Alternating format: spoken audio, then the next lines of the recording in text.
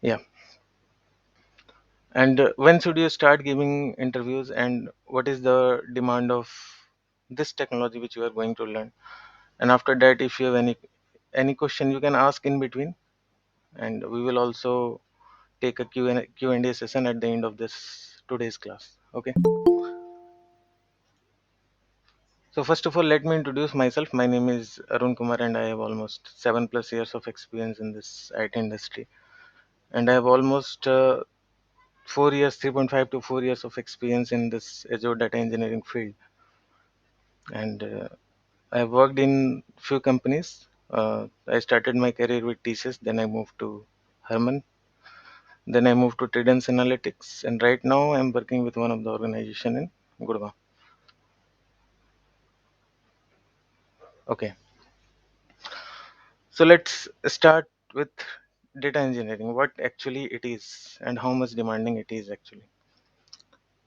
So as the name suggests, it's all about data. It's all about processing a very large or huge amount of data in a very automated way, in a very planned way, so that we can use the data. Right now, nowadays, I mean, the whole future is based on data, right?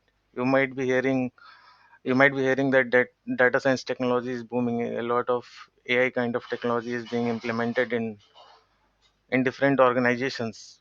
But right now, the feasibility of that implementation of artificial intelligence is not too much. And the reason behind that is data is very dirty. Data is not clear. Data is not in a structured format. Okay. The whole purpose of data engineering is bringing that data into a structured format, and then so that the data science team can use that data, implement it in machine learning algorithms. With my experience, I can tell you that if there is an organization and there is a team in which there are two data scientists, then there in that team there are four data engineers. That is the demand of data engineers nowadays. What I feel is it is more demanding than data scientist. I believe that after some time you will feel the same. Apart from this, if you look at the compensation perspective, salary perspective, package perspective, then it's also not less than any data scientist. It's even more than that. You can Google it, you will easily find this answer. So why data engineering is in so much demand? Why data engineering is so much demand? And for that, I just gave you an answer that data is very much dirty. Data is not in a structured format. Data is not in usable format. And the sources of data where the data already exists is very huge. It can be Microsoft SQL Server, it can be Teradata, it can be Hadoop system, SDFS, it can be any data lake, it can be any of the DVMS system. So the data is lying at multiple places. So the if data is lying at multiple places, it's very difficult to use them at one place. So we have to properly clean them, structure them, and bring it in a very structured format so that it can be fed into the machine learning algorithms.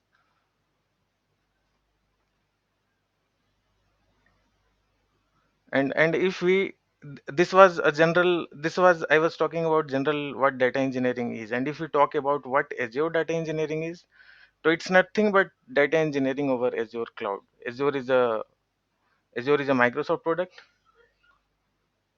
Azure is a Microsoft product. And when I was learning this Azure technology, I mean, there were three cloud technologies in the market. The first was AWS, second was Azure, and the third was GCP. When I thought of learning that which cloud should I learn, then I just did some analysis. And the analysis was, I saw that the market, AWS captures most of the market. Then there was number of Azure, and then there was number of GCP. GCP was capturing the lowest market. I mean, very few organizations were using a Google Cloud Platform. That is the product of Google. So, and when I used to talk to different people, I mean, Every second person had the certification of AWS, and I didn't wanted to go into the crowd.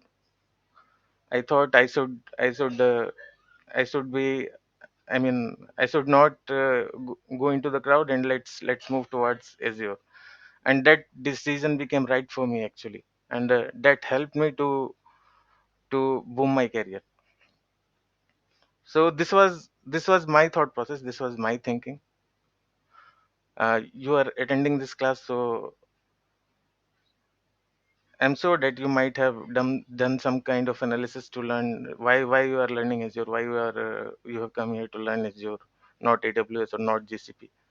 Also, this was a Microsoft product, so companies believe more on Microsoft for security purpose. So nowadays its demand has started increasing a lot. Even I can tell you that if you will put your resume in Naukri, you will be bombarded with the calls if you have some less notice period. 3 months notice period has some obstacle. Even then they get the calls. But if you have 2 months notice period, then you will be bombarded with the calls. That I can tell you. So Azure data engineering is data engineering over Microsoft Cloud. Okay,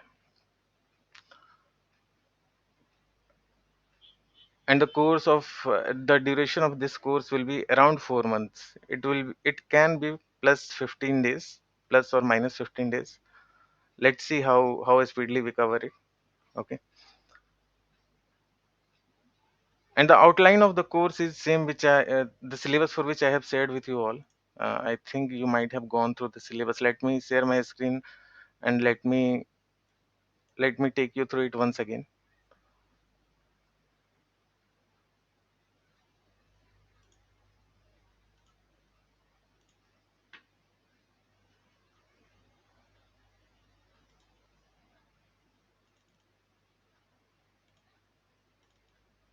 Is my screen visible? Hello, can someone respond? Yes, yes, it's visible. Okay. So the whole stack of data engineering that we'll be learning is, I mean, this is full stack. I mean, if you know these much technologies, it is sufficient for you to crack the interview. I mean, there is no end of learning technology, right? Technology has no end, right?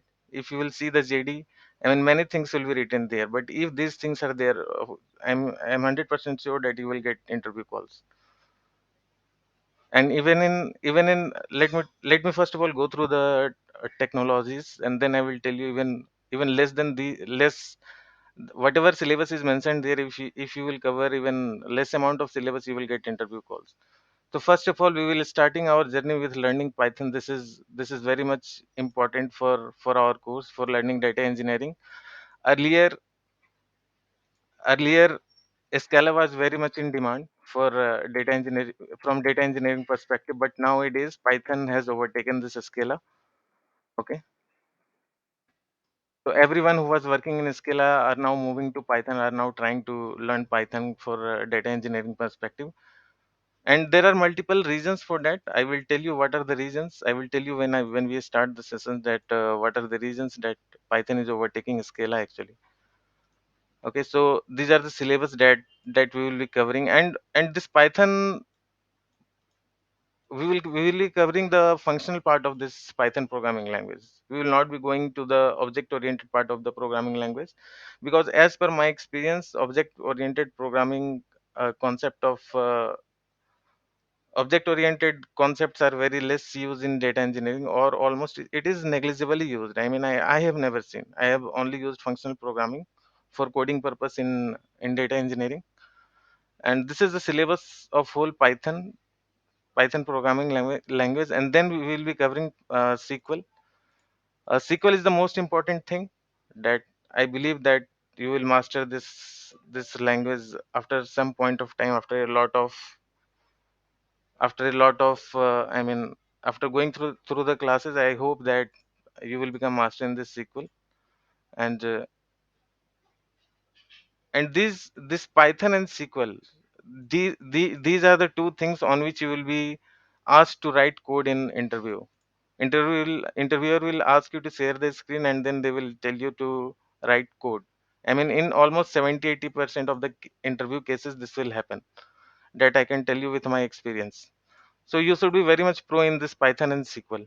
Okay. And in this Python programming language, you don't have to go into too much depth.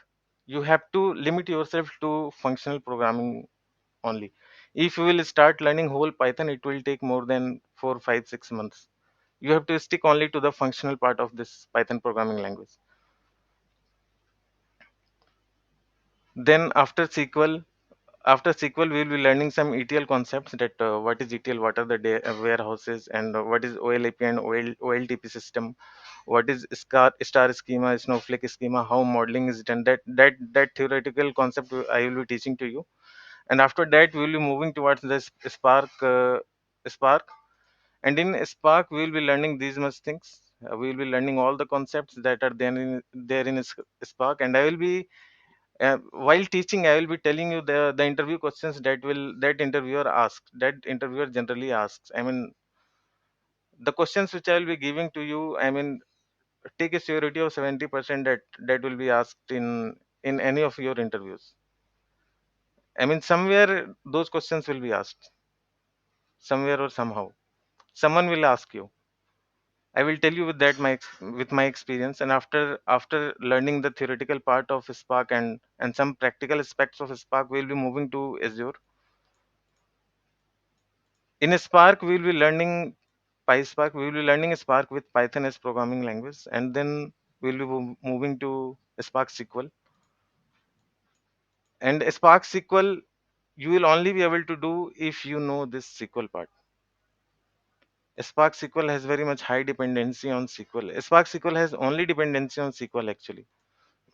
So Python, Python and SQL both are very much necessary to reach up to this point, to reach up to Spark. So before reaching to this stage, we should we should cover this Python and SQL concept. That's why I have kept this ahead. And after learning this Spark, we will move to Azure. And in Azure, actually, as you might be knowing that it is a cloud platform. So in this, multiple services are there. In Microsoft Azure platform, actually multiple services are there, and the services which are relevant to us means relevant to data engineering are Azure Databricks. Then comes Azure Data Factory. Then comes Azure Data Lake,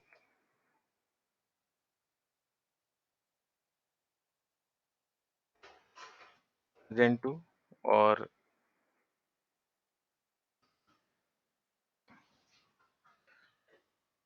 Azure Data Lake Gen 1, and Azure Blob Storage. Okay, these are the three storage locations actually in which the data is kept. If you are knowing Azure Data Lake Gen 2, that is sufficient, because this is simply a storage location. Okay, and after learning Azure Data Lake, uh, okay, I was talking about the services, right? Then we will be learning another service of Azure, that is Azure Key Vault.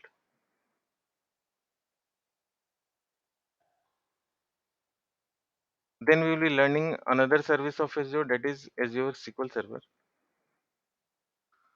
And then we will be looking at some data warehouse of Azure, that is Azure Synapse Analytics.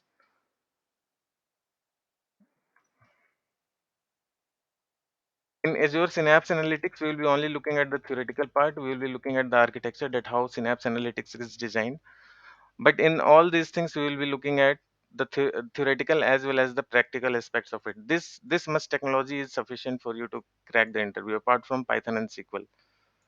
Even if you are knowing this this Databricks and this Data Lake, this much, apart from Python and SQL, these two technologies are also sufficient for you to get through the interview.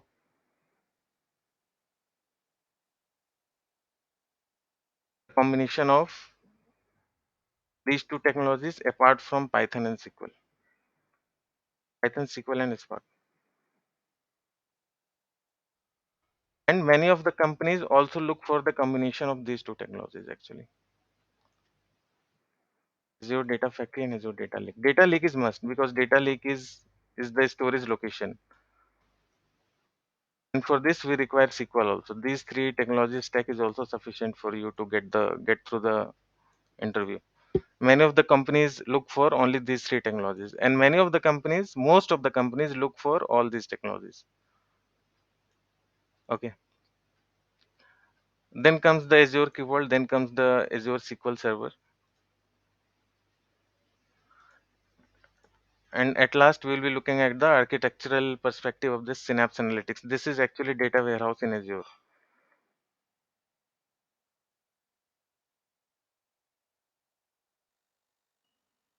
And after covering all these things, we'll be building two end-to-end data pipelines, two end-to-end data pipelines uh, in Azure. After putting all kinds of data, we will be seeing that how all these components are integrated in Azure actually. We will be building two end-to-end data pipelines. And one important thing which I want to tell you that Azure has 1 month of free subscription, right? This is one of the drawback of Azure, due to which many of the candidates are not able to learn this technology. I mean, much candidates are not available in market for this technology. I mean, since this has limitation of only 1 month of free subscription. Apart, if you go ahead, I mean, for more than if you take the subscription for more than 1 month, it is chargeable. So that's why many of the candidates are not able to learn this technology. So before registration of this 1 month of subscription, before I tell you to register this 1 month of subscription, we will be covering all the basics which will not require this subscription of Azure.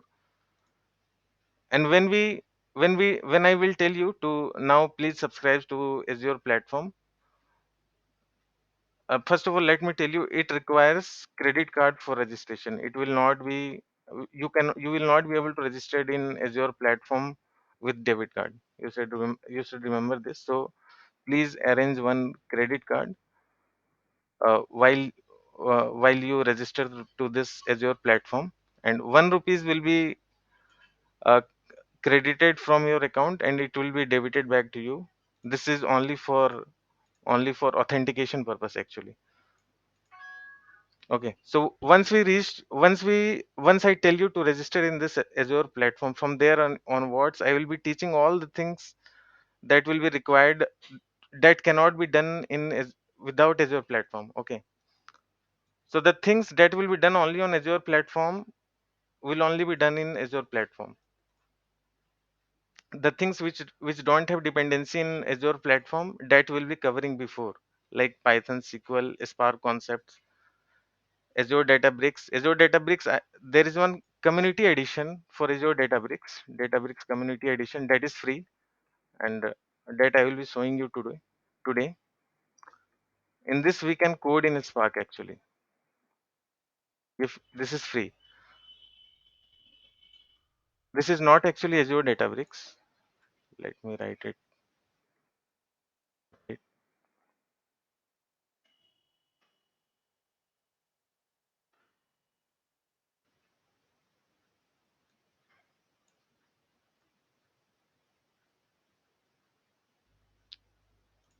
This is called Databricks community edition,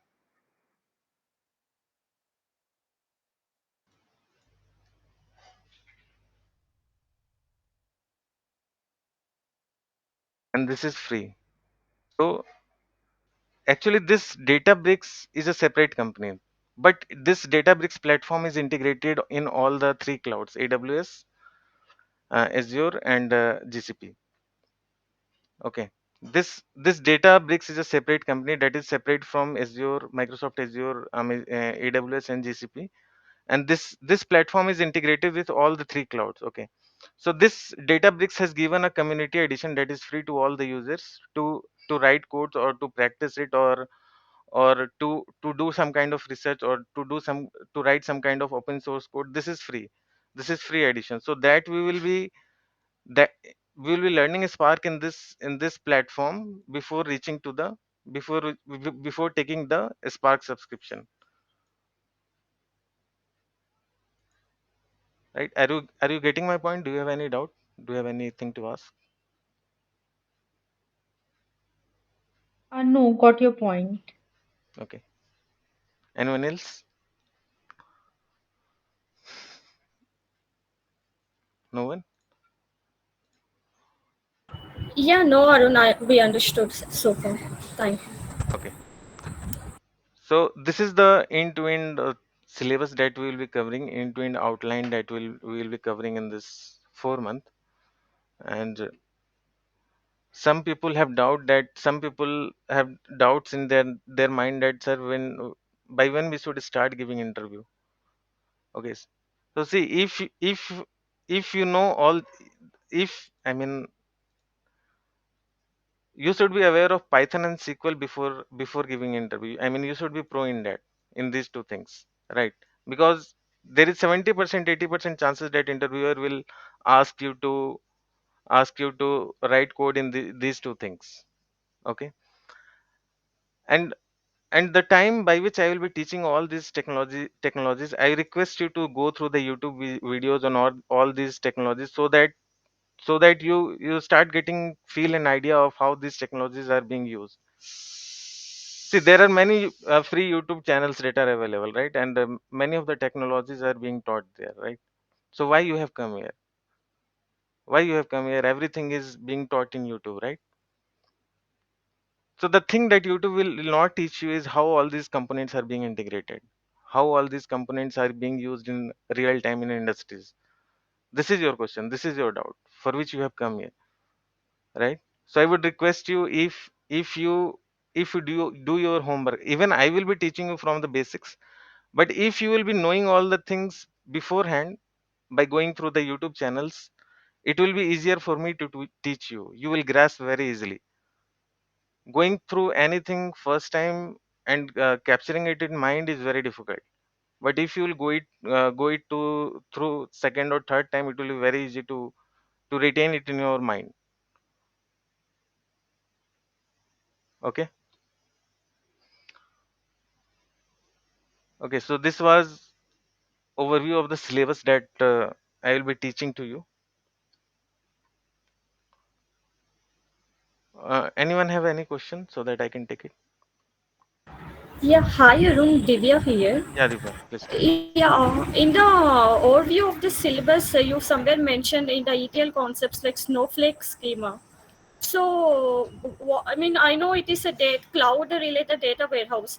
Yeah. So, yeah, is it also a part of Azure No, concept? no, no, no, no. Snowflake is a data warehouse, right? Yes. But here Okay, I mean, I'm not like, talking about schema. I'm talking about modeling, okay, okay, fine, modeling fine. part. How Okay, okay. different tables are get connected. That is a Oh, okay. theoretical thing. That in interview you will not be asked to create the model. In interview Okay. you will be asked that what is the difference between a star schema and a snowflake schema. Yeah, because like I heard, even Snowflake is a vast topic. If we take Snowflake, we can go to that department. Like that will be like totally different. Yeah, yeah, So that will be I totally. just got doubt like why it is mentioned in Y- this Yes, yes. syllabus. That is a altogether different thing. I mean, I told you that this much technology is sufficient for you to get the job. You Yeah, can yeah, okay, okay, you okay. can go to naukri.com and you can see that what are the skill set that the companies are asking for this Azure Yes, data engineering position. okay, okay, yeah, I Snowflake is got it. not mandatory. Although it is a very famous data warehouse, but it is not mandatory. And even I can tell you that that is not a big deal to learn Snowflake. I mean, SQL Yeah, queries because are. if we know SQL, Yes, we can like yes, grasp the tool easily. yes, Yeah, yes. okay. If you know SQL, I mean, for every data related thing, SQL is the father. SQL is the grandfather for all the things. If you know Yes. SQL, you will be able to handle all the things. You will be able to learn all the things. Even I have worked on Alteryx, I have worked on Informatica, and that too is totally based on SQL. Right, right, right. Yeah. Okay, Arun. Yeah, thanks for clarifying my doubt. Thank you. Yeah, thank you. Anyone have any other thing to ask? Anyone?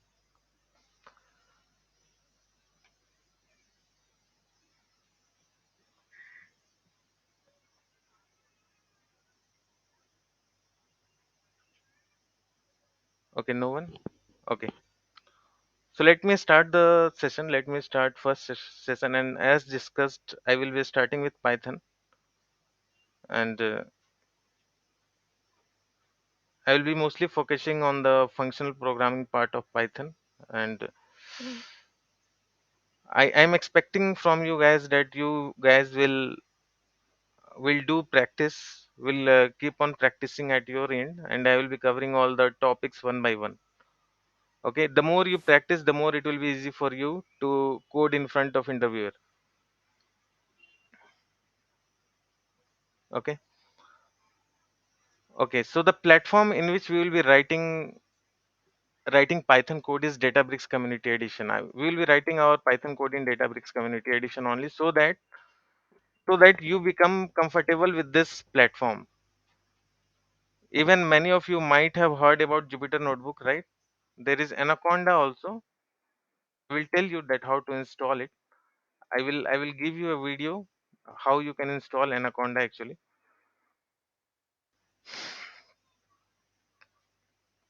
Let me show you its icon first of all.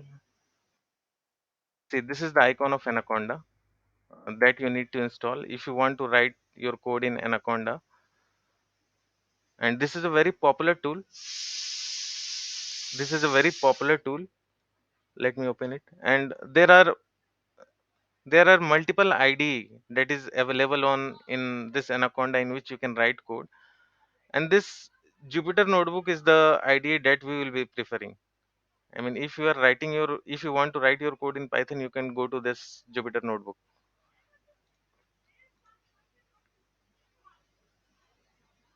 Okay, I'll be sharing you a video how to install Anaconda in your system. Uh, I'll be sharing by tomorrow morning, and if you want to install, you can easily install. Okay, so this is the platform in which you can write your Python code. Those who know little bit of Python must have uh, must have gone once through this notebook. And in the similar way, like this notebook, there is Databricks notebook. Let me show you.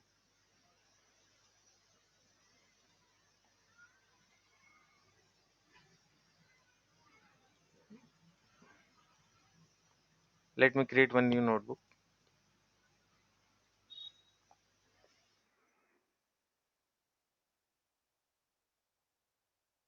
Okay,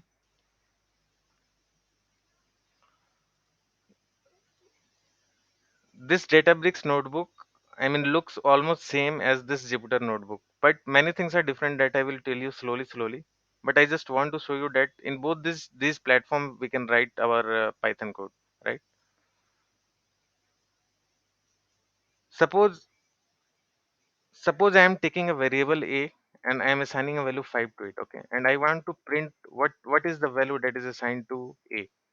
Okay, you can see the result that is 5. Okay, the same code I want to run in this Jupyter notebook.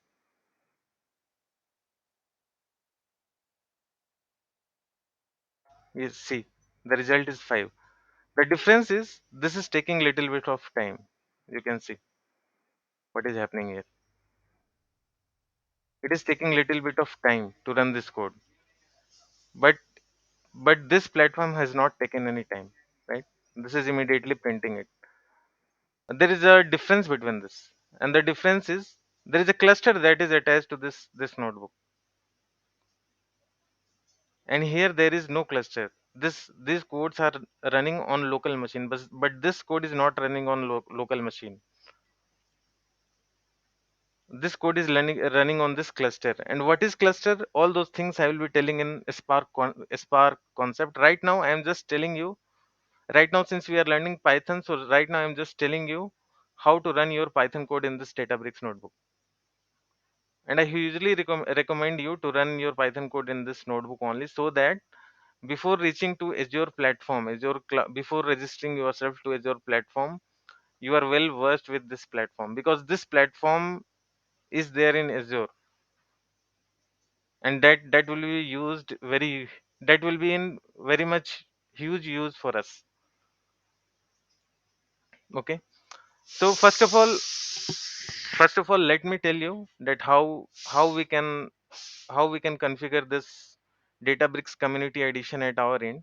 Okay, so if anyone is comfortable, can someone share your screen and show me and open this Databricks community edition? I will guide you how you can do it, so that since I have already registered it with my email ID, so that everyone can see that how we can register in this platform.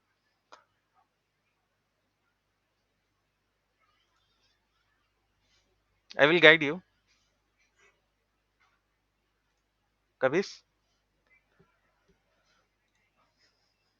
hello,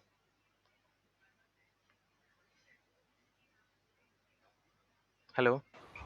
Hello. Yeah, yeah, Venkatesh, are you sharing your screen? Yeah, I'll share. Okay. I have already actually logged in. Just to give me a Okay. minute. I'll I share. want a person who is not logged in, so that I can So tell everyone that how we I have can do. not created the cluster. I just logged in. Okay. So okay, fine. Somebody can share. Hello, Arun. Okay, Roshan. Can I try? Yeah, yeah. Please share your screen.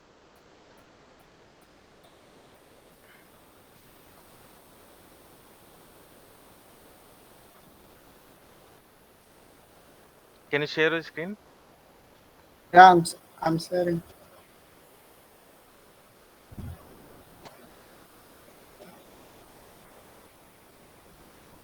Yeah. Everyone, please see how we are registering in this platform. Can you write Databricks Community Edition?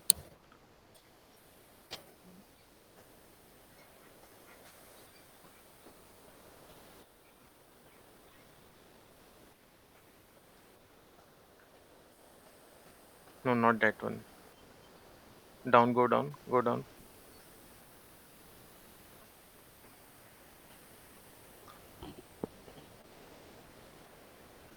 Up, up, up. Sign in Databricks Community Edition. Yeah, that one.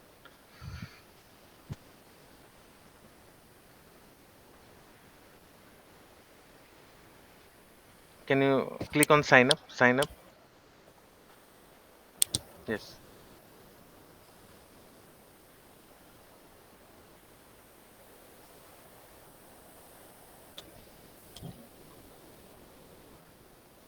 Okay. Can you fill up your details here?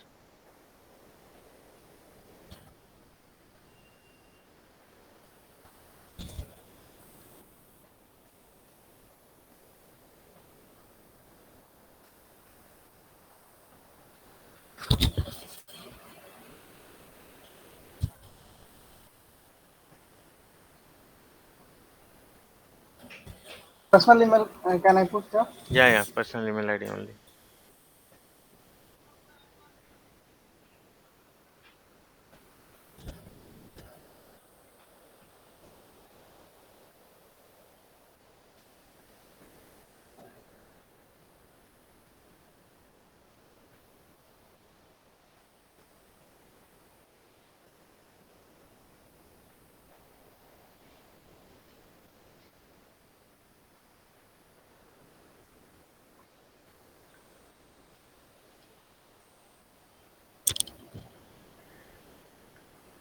Yeah, click here.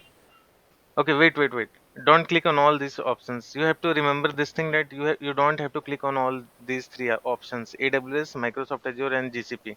I told you that this platform is integrated with all the three clouds, right? So if you will click on these options, take you for that will give you 14-day trial version, and that we don't require. We require free version for forever. Okay. So you have to click below. Below there is community edition written in black. Get started with community edition, right? Are you able to see? Everyone able to see? That is written in small letters. Okay. Yeah. Verify, please.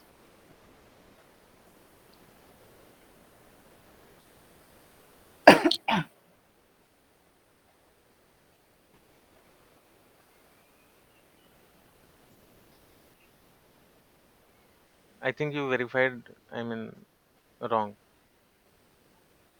No, Okay, yeah, it's correct. Can you check your mail? There is some mail notification would have gone to your mail ID.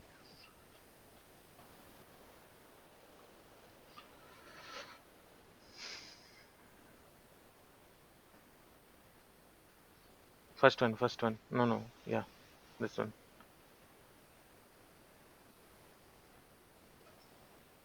Above, this link, this link. You need to click on this link. Yeah.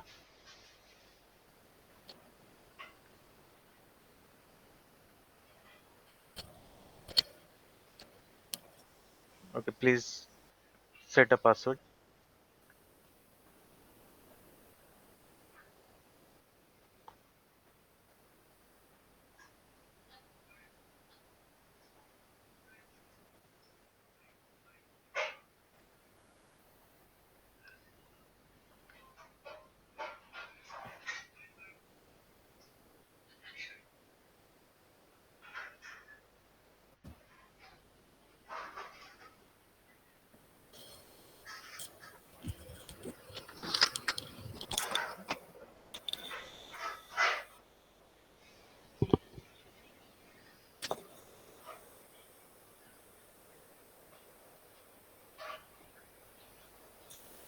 Okay, so now Roshan has successfully logged in into this Databricks community edition, and this is totally free. Okay, okay, okay. Let me share my screen. Thank you, Roshan.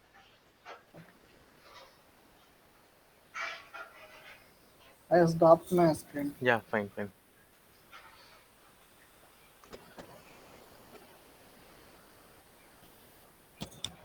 Okay, is my screen visible? Yeah, yes, sir. Okay, so this is the UI for this platform. This is the UI of this Databricks platform, and I mean, in the similar way, you will see the UI in Azure platform also for Databricks.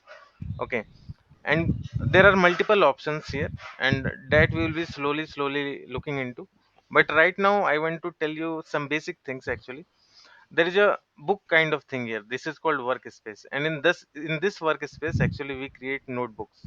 Okay, so there are two kind of folders that will already be present here when you will log in. Okay, one will be shared and one will be user. Okay, this user folder will contain the folder with your email ID only. Okay, this user folder will contain the folder with your email ID. But in organization, actually, uh, the quality of this Databricks notebook is this: the same Databricks notebook can be shared with multiple person. If you would have been working in a same company, and if I would have shared this link with you, okay, you would have opened the same thing. I mean, if I would have opened this notebook and I would have shared this link with you, even you could write, and you could come to this notebook and write your own code with me. I mean, multiple users can write code on this notebook simultaneously. This is the beauty of this product. This is one of the best beauty of this product, actually. Okay, this thing we can't do in this Jupyter notebook. Multiple users can't work in this notebook at the same time. Okay, since this is community edition, I mean, this will not be feasible here, actually. I and me and you all will not be able to work simultaneously in this notebook. Okay, so these two folders are present there. Users contains the folders specific to you. But in organization, if you will go in organization, there is premium account, and that has multiple users. The users who have access to this platform, all users will have their folder here in this users section. Like my email ID is present here, right? arundatawala@gmail.com. If Venkatesh would have logged in the same notebook, his folder would also be present there. Arun, but in Yeah. my Databricks, it's not showing email. It's something different. It's kind of, if I go to the user, it's Okay. showing clone, export, So, DBC o- archive. okay. So I think you have logged into that cloud platform, AWS, Azure, or GCP. Okay.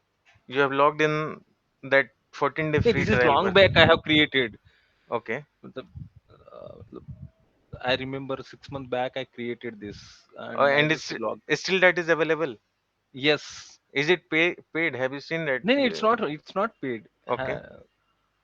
Okay, so might be some old version that you are using, but it cannot be old version because the URL is same, right? Can you share your screen once? Yeah, yeah, yeah. Let I'll me see. share. Yeah.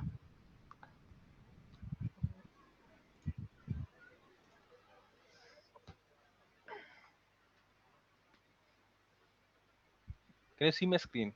Is it visible? No, no. So I think. Let me stop presenting and then you can share.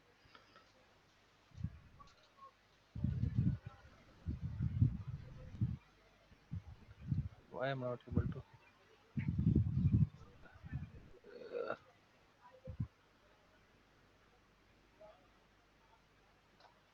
Can you see my screen? Not yet. Is anyone able to see his screen? Yeah, right now I'm able to see. Yeah, can you please show your screen? Yeah. So see, if I go to the workspace, Okay. this is user, right? Yes. Shared. Yeah, your folder is only present there, right? This is what then clone No, export. no, those are different things. Okay, okay. I thought this one. Okay, No, no, sorry. no. And then Those are different things actually. okay, All those options I will be showing you that what what we can do with those options actually. That is different thing. okay, fine. Thanks.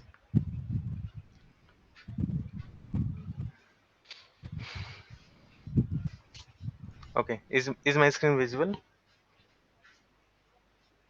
Yes, yes. Okay, so I was telling it this is the UI, right? And this is the workspace, and this is the most important thing here in Databricks.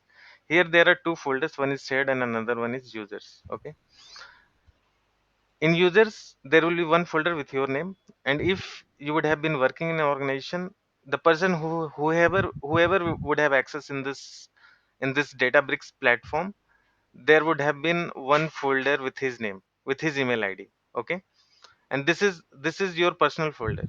Okay, and there is one folder with the name shared. In shared folder actually everyone has the access. If multiple users would have logged in into this platform, everyone would have been able to access the notebooks that would have been present here. Okay, and in users there is one folder that is specific to you. Okay, let me tell you what we can do with these folders. Okay, let me delete these things. Let me show you from scratch. Okay, okay, suppose I want to make a platform like this in which I can write Python code, right? So I will create a notebook. Here there is create option and there are multiple options here. There is one option is notebook. Okay, we will click on notebook and let me write you some. Let me write something. Training like one. Okay, and there is a option. There are four options here, and these four options are actually the another beauty of this platform is this Databricks platform is you can write your code in any of these four languages: Python, Scala, SQL, R. I mean, I have never seen this kind of thing in any of the Spark platform actually. So suppose since we will be learning Python, so we are creating our notebook in Python only, right? And here we need to give our cluster name actually. Cluster you have not created. I will tell you how to create the cluster. I will just right now tell you after creating this notebook, then we will have to click this create. And when we will create this notebook, you can see the name has come here. Whatever name I gave to this notebook, this training live, I want to make it one. By mistake I wrote exclamation sign there. And now the platform is ready on which I can write Python code. Like I am writing a is equal to 5, print a. Okay, okay, our code run. Okay, okay, now this is the cluster. This is the machine on which my Python code is running. Let me go to this compute tab, and let me delete my cluster and let me create from scratch so that you will be able to also replicate it at your end. I'm deleting this cluster actually.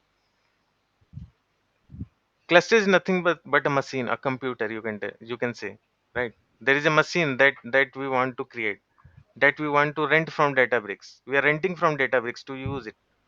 Okay. So when you will click here in this compute tab, this kind of UI will come. Okay. When this UI will come, you will have to click on this create cluster. When you create on this new cluster, first of all you will have to provide the cluster name. Okay, suppose I am providing the cluster name as AD1 training. Okay, and then there are multiple Databricks runtime version. This thing I will also be telling you when I will be teaching Databricks. Right now it is not needed. When I will be teaching Spark and Databricks, then I will be telling you what is this Databricks runtime. Right now I am just making you right now I'm just preparing a platform in which I can teach you Python. Okay, so this is the Databricks runtime version. Keep it default as it is, and then there is an option of availability zone. Also keep it as it is. Okay, it is auto by default, so keep it in auto mode only, and then click on create cluster. Now this cluster is creating. It takes some time. So what is actually happening is we are renting some of the machines from Databricks company.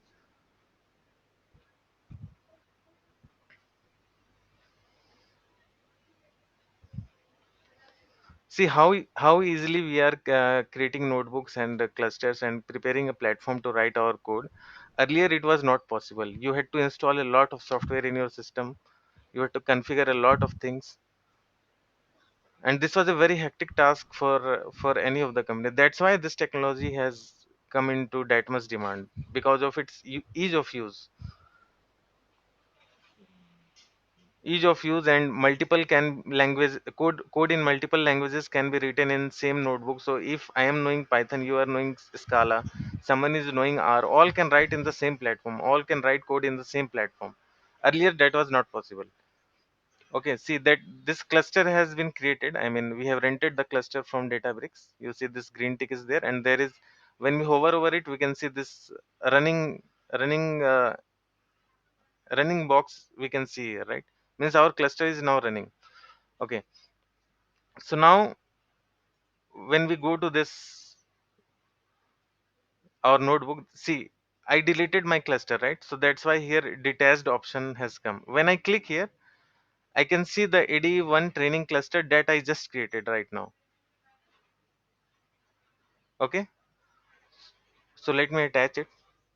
When I clicked, it got attached to this notebook. I mean, whatever code I will be writing in this notebook, all the codes will be running in this cluster, this machine. What is cluster? Cluster is nothing but a computer. You can think of a computer. A computer is connected with this notebook on which our code will run. Like this notebook was running on our local computer. Whatever code we have written, this will run in our local computer, right? Here whatever code we will write, that will not run in our local computer, that will run on a computer that we have rented from Databricks. Did you get the point? Can anyone respond? Yes. Okay, so see here we have prepared a platform on which we can run our Python code. Okay, okay, fine. So right now we have completed the setup of our Databricks notebook in which we will be writing our Python code. You can also write your Python code in this Jupyter notebook, but I will prefer this thing because if you will keep on writing code in this platform, the same platform will come into Azure. So learning the things will become very much easy for you. Okay. And I will share you the video how to install Anaconda in your system. I will also tell you the prerequisite, that is how much RAM is required and what kind of processor is required for the installation of this Anaconda. Okay, yeah, so this platform is ready. One more thing I want to show you, that see this Python option is here. This Python is visible here. Why this Python is visible here? Because we have created this notebook in Python. If we would have created this notebook in another language, some another language would have been visible here. Let me show you. Let me create another notebook. This is another notebook that we are creating, and I am writing, giving its name as XYZ. Okay, and let's see. Let's assume that I am keeping Scala as the default language, and I am taking cluster into consideration what we created just some time back. Okay, let's create it. You can see this Scala is visible now, right? Now this, the default language of this notebook is Scala. You won't be able to run, you won't be directly able to run Python code here. Only Scala code can run. There are different ways in which you can run your Python or SQL code also, but by default it is Scala notebook, and by default it is Python notebook. Okay,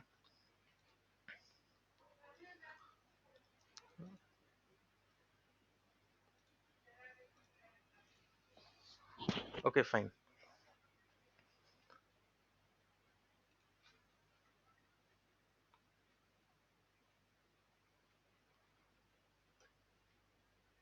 Okay, fine. Let's talk. Let's talk more about Python. Okay. Let me go through this Python notebook only, and let me delete that Scala notebook that we created just now. Let me go to this Python notebook. Okay.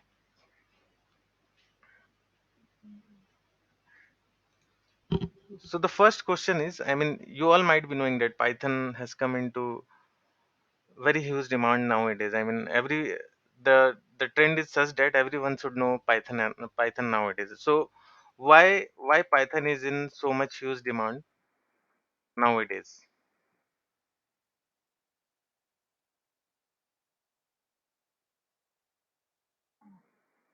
We can put hash to give comment to any line.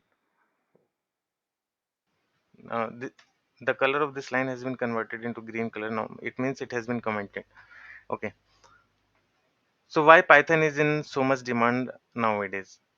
So this, Python has, I mean, multi uses. That's why, I mean, multi uses. It is being used into multiple fields. That's why it has become into that much huge demand nowadays. I mean, everyone is trying to learn this technology, right? So few things in which Python is being used very much widely is like machine learning algorithms. Machine learning it is very much used,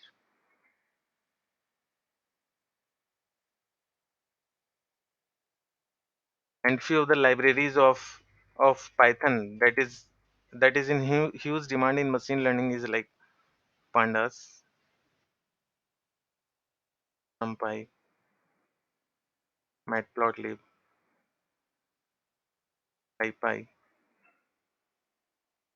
Okay, so these are the libraries that is in very much huge demand. I think the spelling of scipy is SCI. Let me check.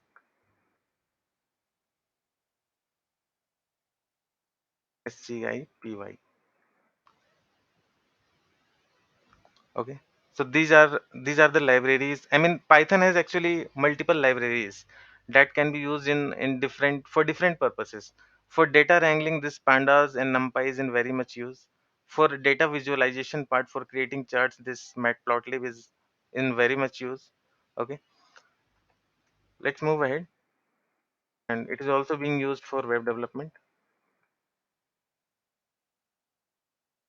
In web development, it is used with combination of Spark and Django.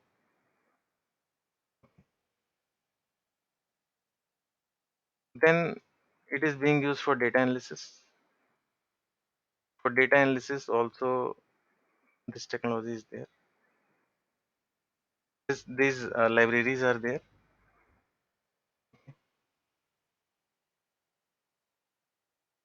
For data engineering, obviously we will be learning it for data engineering.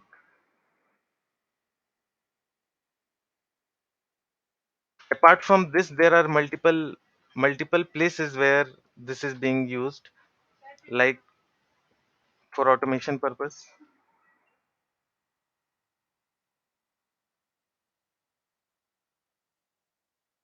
for scripting purpose.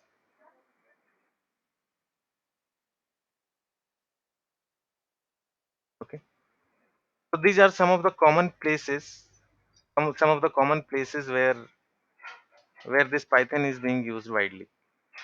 Okay, now the question comes that how much hard or how much easy it is to learn Python. So I can tell you that it is one of the easiest language to learn. It is one of the easiest language to learn. So if anyone is not knowing Python, or if anyone is not knowing any other language, I mean, you can comfortably learn Python. That much simple its syntax is. I mean, that much easily you can learn it. Okay. So let's see how.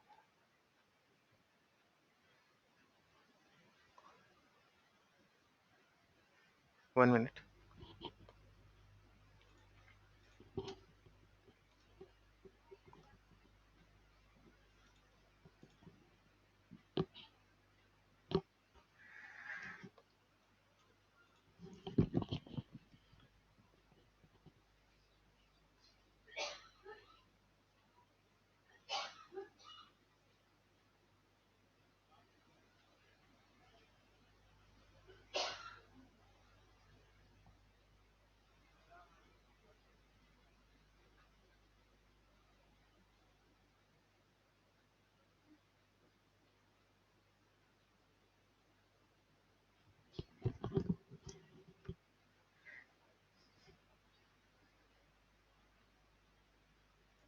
Yeah. Sorry.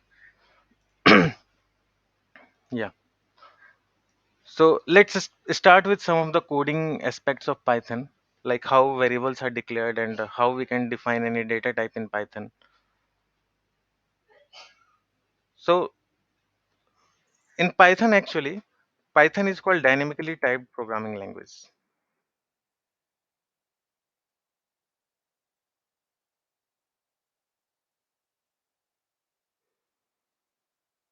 And why it is called so? Because we don't need to specify data type of variables. Okay. Why Python is called dynamically typed programming language? Because in this language we don't need to define any data type of variables. What do we mean by this? Suppose suppose we want to add two numbers. Okay. So we can directly write, give a variable name a is equal to, and we can directly give a value to it, a is equal to 5, and b is equal to 7, and we can directly write its output as output is equal to a plus b and print out.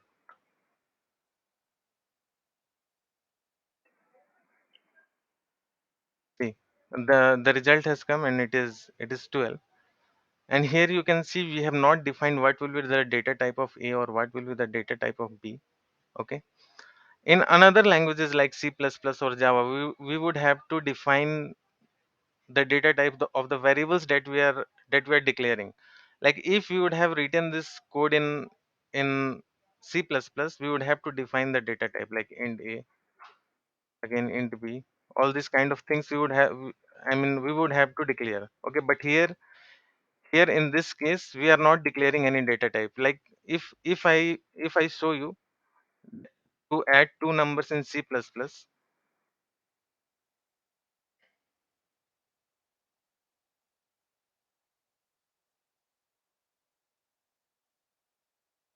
see how much big it is. See, this is the code that is written for adding two numbers in C++. This much long code is there. But in Python we can write this in only 4 lines, and this much long code we would have to write in C++. Although this is a function that is defined. This is a class that is being defined, but you see here we have written the same thing in 4 lines only. So this is one of very important reason that why Python has come into so much use, because of its usability, because of its high readability. Because l- if in another languages some code could be written in 10 lines, then in Python we can write the same code in 4 or 5 lines. This is one of the major boosts that Python gave, that everyone started implementing Python in their projects. The only drawback that Python has is it is little bit of slow than another languages. Like you might be aware that C++ are low level language, right? And this Python is high level language. It is user friendly. I mean, user can easily understand it. And another language like C++ are machine friendly. We have to write code thinking in mind that how machine will understand. But here we have to, I mean, this code is user friendly. Very easily we are able to write code, right? Like we saw that if you have two numbers, we just declared two variables and we just added these two numbers, right? But in C++, this much code we have to write. First of all, we have to see out that enter two numbers. Then we have to print that enter two numbers. Then we would have taken the value first number and then second number, and then in another line we will add two number. Then for printing we have to then again see out first number plus second number and then sum the final result. I mean, this is much more lengthier than what Python could do in this much small statement. Okay, so this is one of the major thing that Python give boost to all the programmers. And the only drawback that Python has is it has some performance issue. It is a little bit slow than another low level programming languages. This thing you should keep in mind. Anyone can ask you in interview. So this was a little bit discussion about Python. Let's move to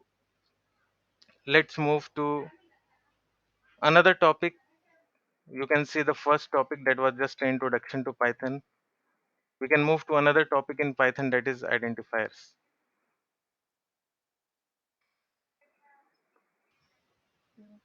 So what actually in identifier in Python is? Okay. So suppose if we are giving any name to any function, if we are defining a function and we are giving any name to it, that is the name of that function is identifier. If we are defining any variable, like here we define two variables, right? A is equal to 5, b is equal to 7. These two names, a and b, these two are called identifier. If we are giving any name to a class, like we are declaring a car class, okay, so the car name that is given to that class is called identifier. So we can simply say that a name in Python is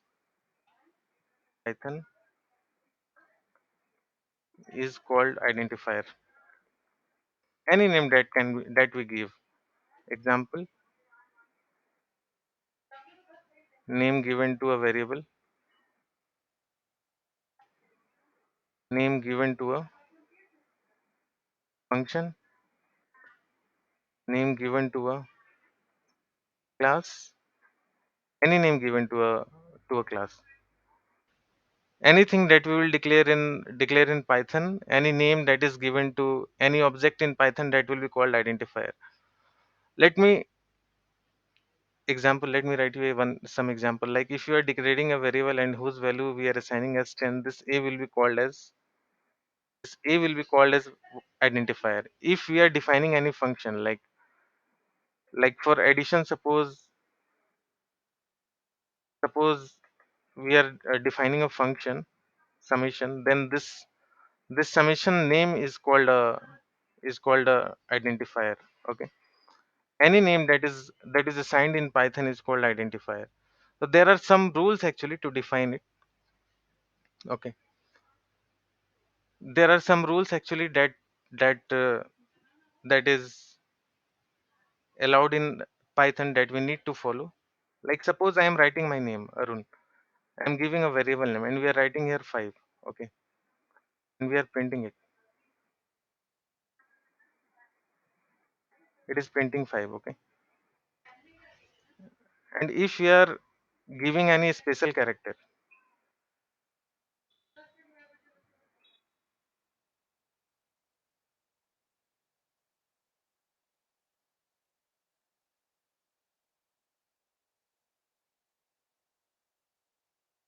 see, it has thrown error that invalid syntax. Okay.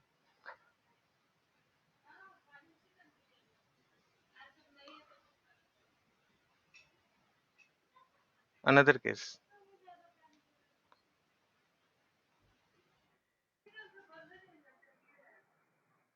If we are putting any number before,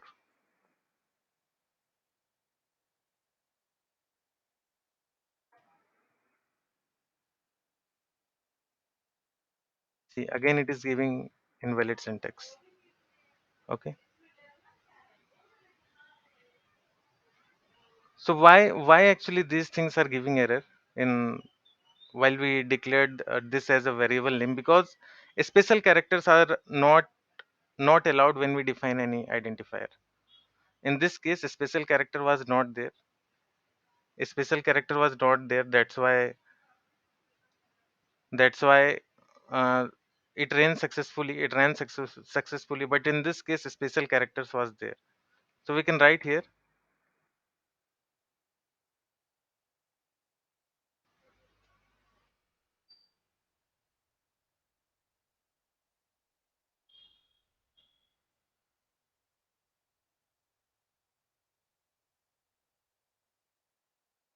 Okay. And why this is giving error? Because this identifier is starting with a number, with a digit, and this is not allowed while we declare a identifier. Let's reverse it. Let me put it this way.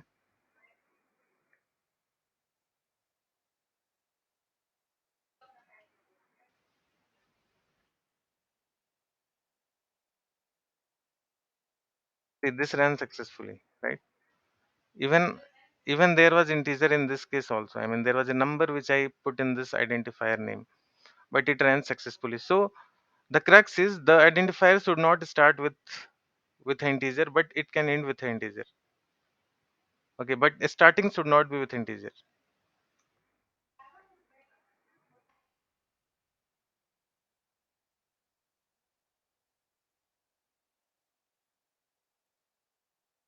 Right here, digit. But it can end with third digit. Starting should not be with digit. Okay.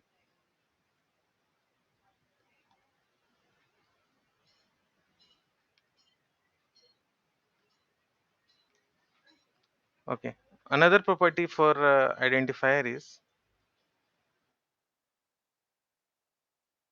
identifiers are case sensitive. Okay, let's see how. Suppose I'm giving name is equal to 5, 6, print Arun, and here I am giving my name is capital.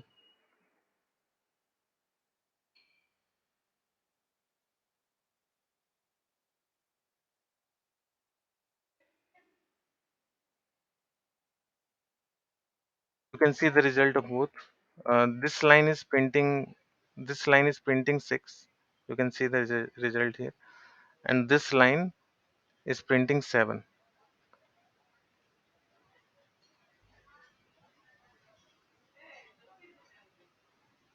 Okay, so the declaration was here. So here, what we come to know that the identifiers are case sensitive. So whatever we declare, variable or function name or class name, all the things are case sensitive. But remember one thing here, that SQL is not case sensitive. Let me write here. This is one of the interview question. SQL is not case sensitive. You can write the same query in small letters, or we can write the same query in capital letters also.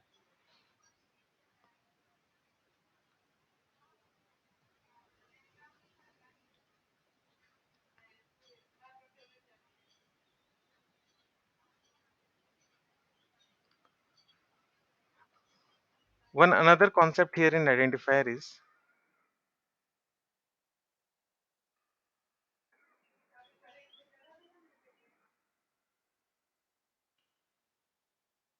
keywords cannot be case sensitive.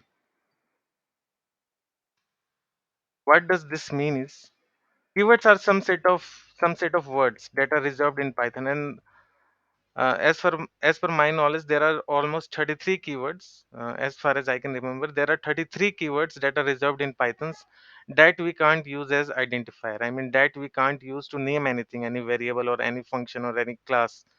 That will throw an error. Okay, let's see. Let's see. Suppose I'm giving you an example. What keyword is this? Print keyword that I'm using again and again is a keyword in Python. I mean, that is already reserved. Python has already reserved it. Python has already defined it that what is the purpose of this print keyword. So we can't use this print keyword to assign any value. Suppose I want to assign this and I'm assigning a value 6 to it.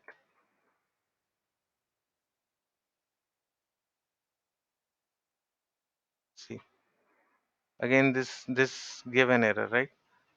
So these keywords we can't use to use keywords we can't use as an identifier. There are 33 keywords that I will be telling you right now, that what are those keywords that can't be used as identifier. It means that can't be used to name any variable or name any function or name any class.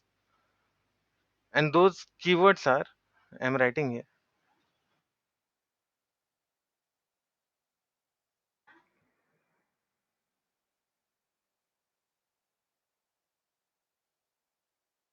that Python has reserved with itself, that Python has defined in itself, that we can't take to name anything. Okay,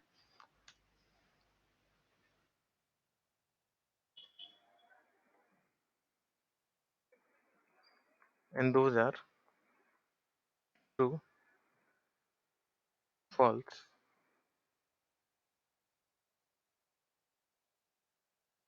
none. These three are reserved keywords. These are boolean kind of things, true, false, like 1 or 0, and this is none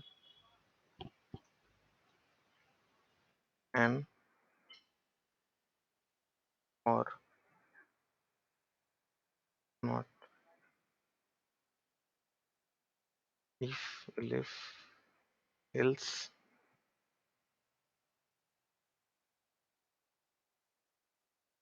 while, for, take,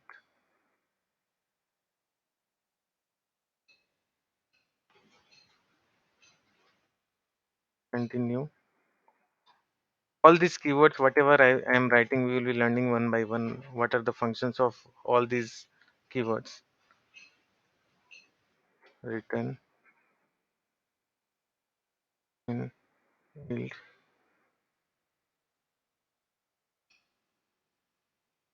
try, accept,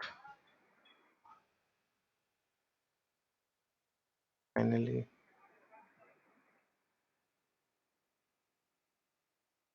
trace, search,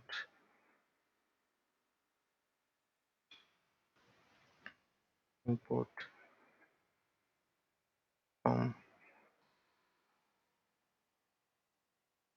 as, class, define. Define is used to define any function. We will see that how we define function.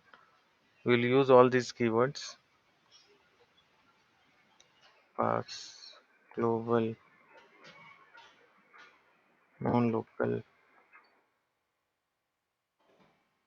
lambda, delete, etc.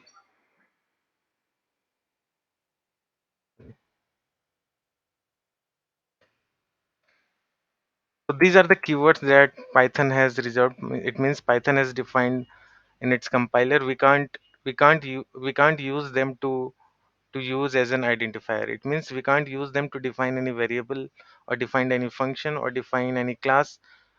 What does it mean defining any variable or defining any function or defining any class? We will see, we will go through it, through all of them slowly. Okay.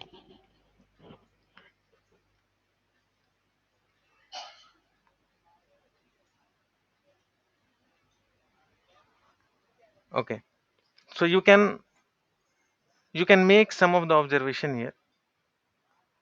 The list which I have provided here right now, in this list, all the keywords are in a small letter except the first three.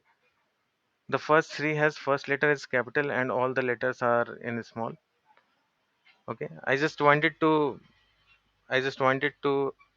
tell you, I mean, to keep in mind this thing, that all the letters are in small for all the reserved keywords that are in Python.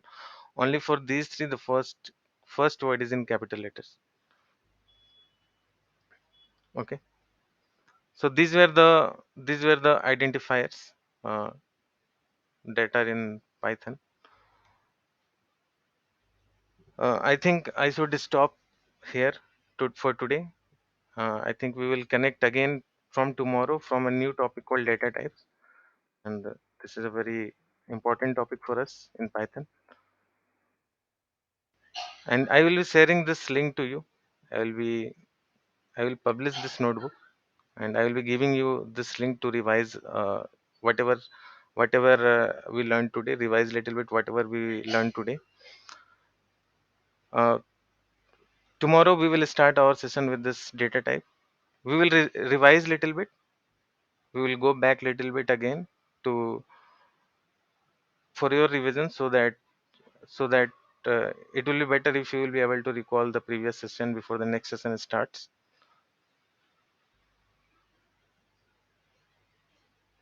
Yeah. So anyone has any question to ask whatever we saw today?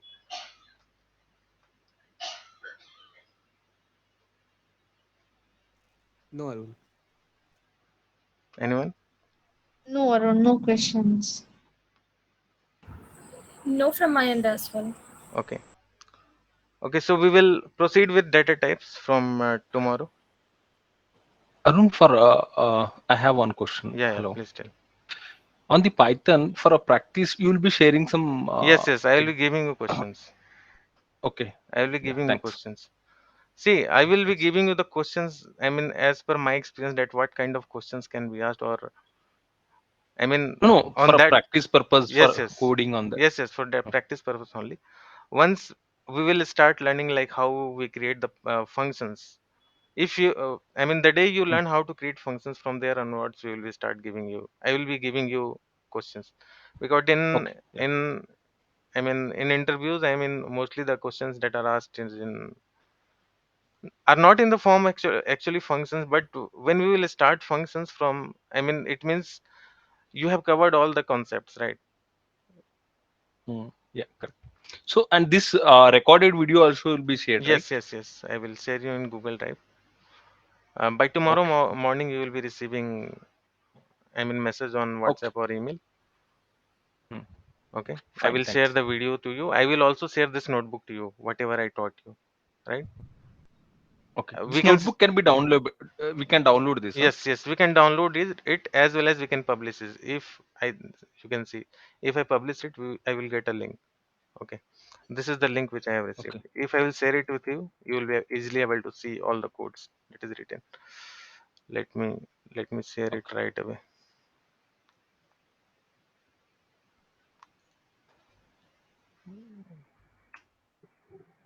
All of you can copy this link, and there is a way to download it also. You can go into file, here this file, and from here you can export it. You were seeing this DV archive option, right, Venkatesh? Hmm. DV Yeah. archive Yeah. source file. So we can Yeah. download Python notebook. download it into source file format. If you will download it into source file format, you can see that it has been downloaded into Python format. Training live Python file, right? Yeah. Dot py. So if you want to again use the same notebook in your Databricks, you just have to go to your workspace. You have to click here in this folder, and here you can click in on import, in import you can click this browse, and if from here you give this path,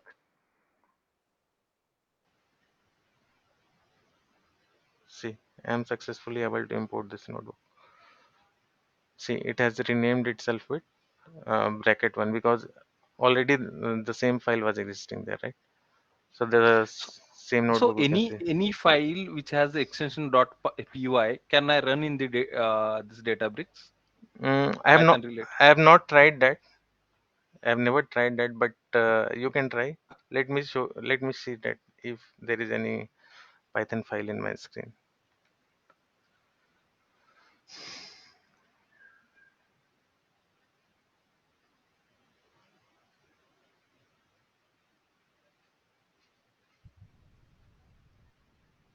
Okay, this one is a Python file that I have. Okay, py extension is there. Let me import it.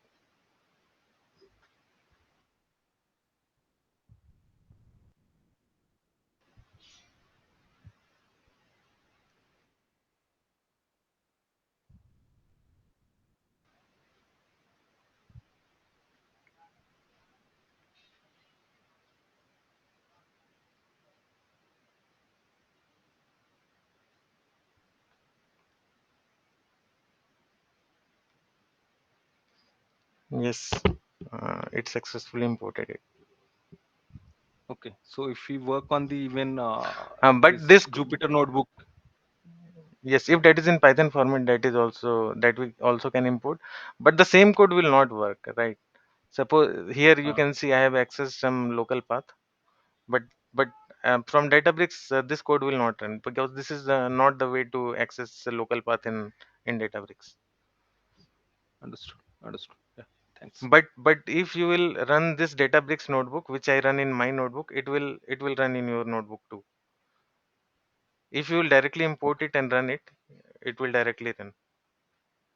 Okay, Are you understood. getting my point? The codes which I have run Yeah, here, yeah. it will directly run in your notebook. But that Hmm. code will not run because that is not written in sync with this Databricks notebook. Are you getting my point? Okay. Yeah, yeah, understood. Yeah. Okay, so you can open this link which I shared just now, right? You can see that how this is opening. You can see in what format it is opening. See, the code which I shared with you, I mean the link which I shared with you just now has published in cloud. I mean it is open now. I mean anyone who has this link can access this notebook. Okay. Anyone has any other question to ask?